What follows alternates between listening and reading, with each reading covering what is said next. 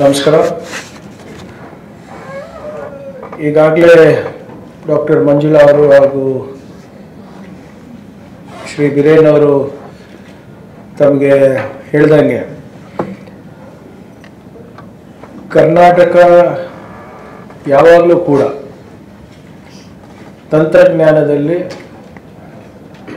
ದೇಶದಲ್ಲೇ ಮುಂಚೂಣಿನಲ್ಲಿದೆ. ನಿನ್ನೆ budget announcement ಮಾನ್ಯ ಪ್ರಧಾನಮಂತ್ರಿಗಳು ಆರೆಂಜ್ ಎಕಾನಮಿ ಅಂತ ಹೇಳಿದ್ರು. Since yesterday there is a lot of curiosity. What is orange economy? Who will propel orange economy? Do we have the skill sets for that?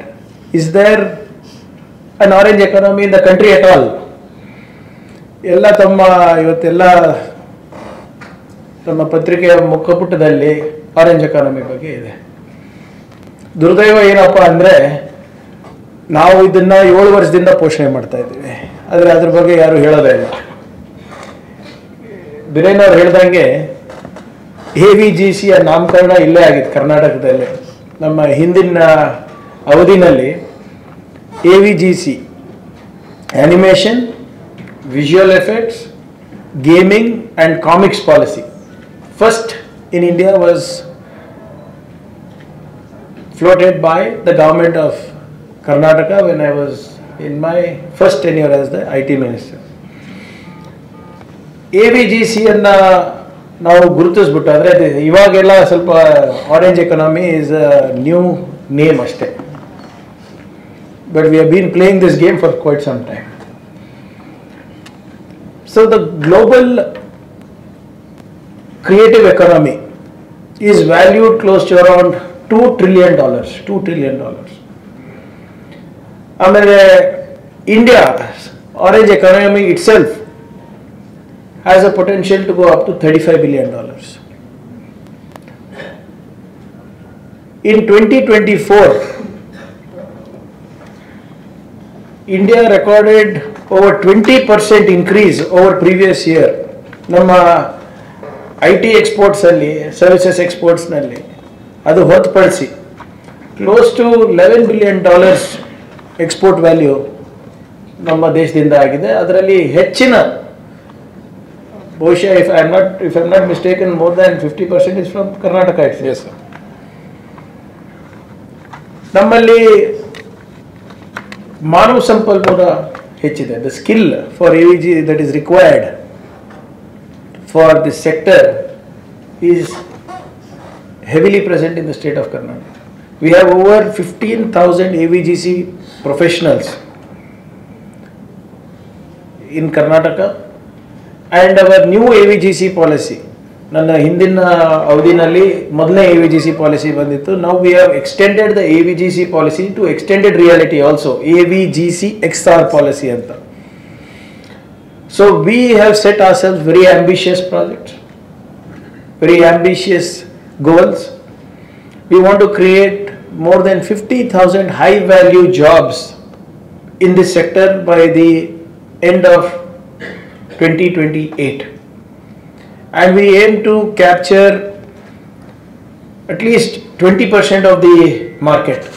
Our AVGC XR policy is pegged at 150 crores. 150 crores. I think no other state government has this kind of allocation, and I don't think even the central government has this kind of allocation as of now. I don't know what will happen in the future. So ನಾವು ಇವನ್ ಈಗ ನಿನ್ನೆ ಮಾನ್ಯ ಪ್ರಧಾನಮಂತ್ರಿಗಳು ಇನ್ನೊಂದು ಹೇಳ್ತಾರೆ, to set up creative labs across the country, 15,000 creative labs. In fact Karnataka has already set up digital art centers across the districts. ಯಾರು fine arts ಇರ್ಬೋದು ಅಥವಾ ಯಾರಿಗೆ ಇದರಲ್ಲಿ ಆಸಕ್ತಿ ಇರ್ಬೋದು, for them to move over to digital arts. This is something that we have been doing consistently over 7 years. ಆಮೇಲೆ ಒಂದು creative lab ಅನ್ನು ಕೂಡ ಮುಂಬೈನಲ್ಲಿ ಸೆಟಪ್ ಮಾಡ್ತೀನಿ ಅಂತ ನಿನ್ನೆ ಬಜೆಟ್ನಲ್ಲಿ ಅನೌನ್ಸ್ ಆಗಿದೆ. ನಮ್ಮ centre of excellence in AVGC is functional for over 6 years now. ಇದು ಯಾಕೆ ನಾನು ಹೇಳ್ತಾ ಇದ್ದೀನಿ ಅಂದರೆ, Karnataka is always ahead of the curve. But ಇನ್ನು ನಮ್ದು ಆಚಾರ ಇದೆ, ವಿಚಾರ ಇದೆ, ಪ್ರಚಾರ ಇಲ್ಲ ನಮ್ದಷ್ಟೇ. ನಮ್ಮ centre of excellence, subject to correction from Birenji and Abhay team, we have done over 200 projects there, both domestic and international projects, and over 100 AVGC startups have been incubated in our center of excellence over the past 6 years. More importantly, there is some things that we cannot talk about. You are the last 5 years, you take any big Indian production that has happened, any big blockbuster, ನೀವು ಬಾಹುಬಲಿ ಇರ್ಬೋದು, ನಿಮ್ದು Tamil Telugu chapter 1 chapter 2ಗಳು ಇರ್ಬೋದು, ನಿಮ್ಮ ಪುಷ್ಪ, that also, ಈಗ Kantara chapter 1 ಇರ್ಬೋದು, ಇವೆಲ್ಲನೂ ಕೂಡ ನಮ್ಮ ಸೆಂಟರ್ ಆಫ್ ಎಕ್ಸಲೆನ್ಸ್ ಅಲ್ಲೇ ಬಂದು ಶೂಟಿಂಗ್ ಎಲ್ಲ ಮಾಡಿ ಹೋಗ್ತಾರೆ. ಮಲಯಾಳಂ, ತಮಿಳು, ತೆಲುಗು, ಕನ್ನಡ, ಬಾಲಿವುಡ್.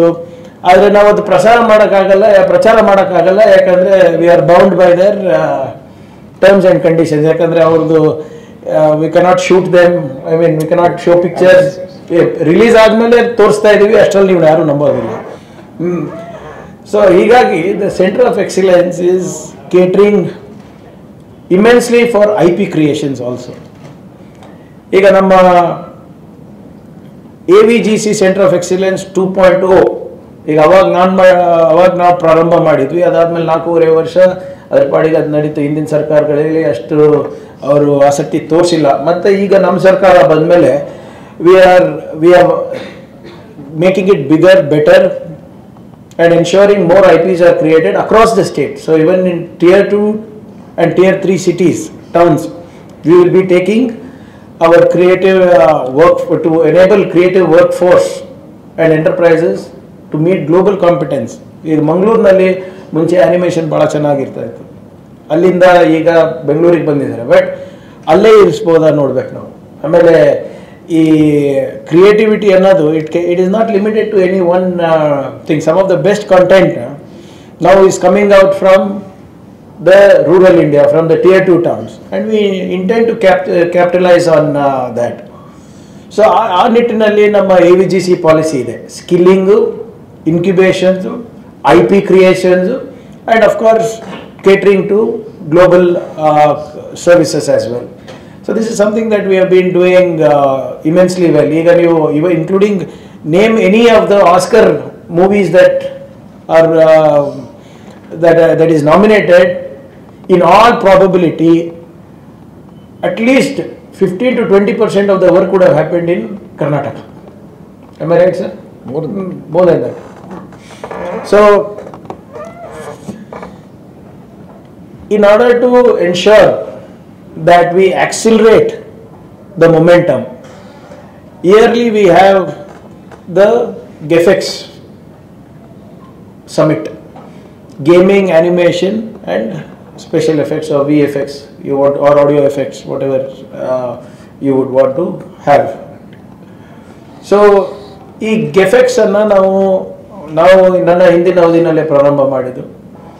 ಸೊ ಇದು ಈ ಶೃಂಗಸಭೆಯಲ್ಲಿ we get some of the best industry captains, thought leaders, content creators who will come and share not only their experiences but also help the entire ecosystem to give a blueprint on how this sector is, where it is headed, and also a lot of thought leadership is available here, and they tell the government of Karnataka if there are any new schemes we can get in, or if there is a necessary for a policy course correction. And more importantly, it is about getting our young startups, our youngsters all under one roof to learn from the best in the world. ಈಗ we have graduated. ಮುಂಚೆ ನಾವು ಗೆಫೆಕ್ಸ್ ಮಾಡಬೇಕಾದ್ರೆ ಬರೀ ಆ್ಯನಿಮೇಷನಿಗೆ ಸೀಮಿತ ಆಯಿತು. ಇವಾಗ audio effects, visual effects, gaming ಮತ್ತು AI ಇನ್ creative content creation ಇವೆಲ್ಲನೂ ಬಂದುಬಿಟ್ಟಿದೆ. So suddenly this entire scene has exploded. ಈಗ ನಿಮಗೆ ಗೊತ್ತಿದೆ how people are using AI to create and visualize news also. ಈಗ ನೀವೇ ಈಗ ಮೊನ್ನೆ ನೋಡ್ತಾ ಇದ್ದೆ ಒಂದು ನಮ್ಮ ಇವಾಗ ಅಜಿತ್ ಪವಾರ್ ಅವರ ನಿಧನರಾದ ಮೇಲೆ entire thing was simulated through AI only using some 10-15 prompts. ಆಮೇಲೆ ದಿನನಿತ್ಯ ಪೇಪರ್ನಲ್ಲಿ ಕೂಡ ನೀವು ಪತ್ರಿಕೆನಲ್ಲಿ ನೀವು ಇಮೇಜ್ ಹಾಕಿದಾಗ AI ದೃಶ್ಯ ಅಂತ ಹಾಕ್ತಾರೆ. All this is a part of that, but we need to ensure that we scale it up at the global level. So ಹಾಗಾಗಿ ಈ ಒಂದು ಗೆಫೆಕ್ಸ್ 2026 ಏನಿದೆ ವಿತ್ ದ ಕೋರ್ ಥೀಮ್ ಏನಿದೆ ಇದರದ್ದು ಎವಲ್ಯೂಷನ್ ರೀಲೋಡೆಡ್, ಸ್ವಲ್ಪ ಹೆವಿ ಅನಿಸುತ್ತೆ, but AI has disrupted it so much that I think we are going to re-evolve, and we have to evolve as a ecosystem. We have to evolve our policy if necessary. We have to evolve skill sets if necessary, and more importantly, we have to evolve business processes if necessary. So ಇವೆಲ್ಲವೂ ಕೂಡ February 27ರಿಂದ March 1ನೇ ತಾರೀಕು hotel ಅಶೋಕ್ನಲ್ಲಿ ಚರ್ಚೆ ಆಗುತ್ತೆ. So ಮತ್ತು ಇದರಲ್ಲಿ ಒಂದು ವಿಶೇಷ ಏನಂದರೆ we have a B2B investor connect. ಮುಂಚೆ ನಿಮ್ಮ ಹತ್ರ ಯಾವುದಾದ್ರೂ ಒಂದು IP ಅಂದರೆ ಇಂಟೆಲೆಕ್ಚುಯಲ್ ಪ್ರಾಪರ್ಟಿ ಇದ್ದರೆ, ಆ್ಯನಿಮೇಷನ್ ಇರ್ಬೋದು, ಗೇಮಿಂಗ್ ಇರ್ಬೋದು, ಅಥವಾ ಬೇರೆ ಏನಾದರೂ ಇರ್ಬೋದು, ಸರ್ವಿಸಸ್ ಇರ್ಬೋದು, ಅಥವಾ ಪ್ರಾಡಕ್ಟ್ ಇರ್ಬೋದು, ಎಲ್ಲಿ ಹೋಗಿ ನಿಮಗೆ ಬಂಡವಾಳ ಹುಡುಕ್ಲಿಕ್ಕೆ ಕಷ್ಟ ಆಗ್ತಾ ಇತ್ತು. Through this investor connect, we ensure that the IP owner or the content creator directly meets the venture capital or the angel investor or a buyer. Or a buyer. That could be a TV network, that could be a satellite communication channel, that could be an online platform, that could be a OTT, that could be a technology company looking for some new IPs, it could be studios looking for new IPs. So ಇವೆಲ್ಲನೂ ಕೂಡ ಇಲ್ಲಾಗುತ್ತೆ. ಬೇರೆ ಎಲ್ಲೂ ಕೂಡ ಈ ಪ್ರಮಾಣದಲ್ಲಿ investor connect ಆಗಲಿ, IP-ಗೆ ಹೆಚ್ಚು ಮಾನ್ಯತೆ ಕೊಡೋದಾಗಲಿ ಎಲ್ಲೂ ನಡೆಯೋದಿಲ್ಲ. ಇವಾಗ ಹೋದ ವರ್ಷದಿಂದ ಕೇಂದ್ರ ಸರ್ಕಾರದವರು ಬಾಂಬೆನಲ್ಲಿ ಅಲ್ಲಿ ಬಾಲಿವುಡ್ ಇದೆ ಅಂದ್ಬಿಟ್ಟು ನಿಮ್ಮ ವೇವ್ಸ್ ಅಂತ ಪ್ರಾರಂಭ ಮಾಡಿದ್ದಾರೆ. It is nothing but what GFX is. We are in our 7th edition, they are in their 2nd edition, I think, this year. First edition is over, that's all. Next year. So, ಹಾಗಾಗಿ ನಾವು ಕರ್ನಾಟಕದಲ್ಲಿ ಯಾವಾಗಲೂ ಕೂಡ ಮಾಹಿತಿ ತಂತ್ರಜ್ಞಾನ ಇರ್ಬೋದು, ಜೈವಿಕ ತಂತ್ರಜ್ಞಾನ ಇರ್ಬೋದು, ಅಥವಾ ನೀತಿಗಳ ನೀಲಿ ನಕ್ಷೆಗೆ ಮುಂಚೂಣಿನಲ್ಲಿ ಇದ್ದೀವಿ.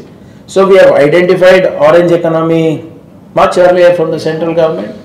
We have already allocated 150 crore rupees in this policy, and through GEFEX 2026 we will be ensuring that we accelerate ourselves in this sector.